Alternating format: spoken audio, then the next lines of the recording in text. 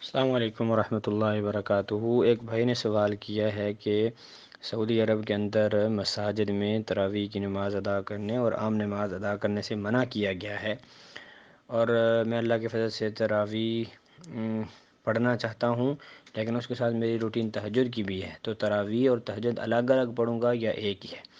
سب سے پہلے تو ہم اللہ تبارک و تعالیٰ سے دعا کرتے ہیں، اللہ تبارک و تعالیٰ اس وبا کو، اس آزمائش کو، اس اختبار اور امتحان کو جلد از جلد اللہ تعالیٰ پوری دنیا سے ختم فرمائے، تاکہ مسلمان آزادی کے ساتھ اور خشوع و خضوع کے ساتھ اور پرخلوص ہو کر اللہ تبارک و تعالیٰ کی عبادت اللہ کے گھر میں کریں، اور وہ اللہ کے گھر کی رونقیں دوبارہ بحال ہو جائیں۔ دوسری بات یہ ہے کہ تراویح اور تہجد یہ دونوں ایک ہی نماز کے نام ہیں۔ آپ اس کو تراویح کہہ لیں، اس کو تہجد کہہ لیں، قیام رمضان کہہ لیں، قیام اللیل کہہ لیں، رات کی نماز کہہ لیں، یہ سب ایک ہی جو ہے وہ نماز کے نام ہیں۔ محدثین کرام نے جب بھی اپنی حدیث کی کتابوں میں باب قائم کیے ہیں، تو کسی نے کسی لفظ سے، کسی نے کسی لفظ سے باب قائم کیا، اور احادیث سب ایک ہی ذکر کی ہیں۔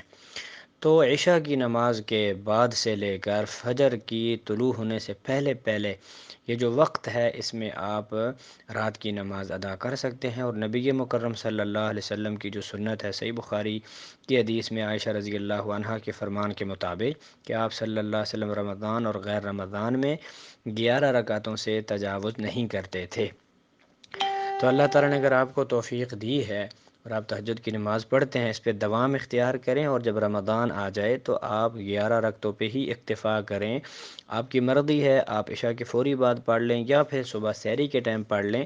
کوشش کریں کہ قیام لمبا کر لیں، سجدہ لمبا کر لیں، اللہ سے دعائیں زیادہ کر لیں، لیکن رکعات کو زیادہ کرنے کے بجائے اس میں قیام پہ توجہ زیادہ ہو اور دعاؤں پہ توجہ زیادہ ہو، کیونکہ مقصد اللہ تعالیٰ کے ہاں یہ نہیں ہے۔ اللہ تعالیٰ نے قرآن مجید میں فرمایا نا، لِيَبْلُوَكُمْ أَيُّكُمْ أَحْسَنُ عَمَلًا، تم میں سے اچھا عمل کرنے والا کون ہے، یہ نہیں کہ اکثر عملہ، زیادہ عمل کرنے والا کون ہے۔ اللہ کے ہاں معیار کثرت نہیں ہے، اتنی رکعتیں پڑھی ہیں، اللہ کے ہاں معیار اخلاص ہے، سنت نبوی کے مطابق پڑھنا ہے۔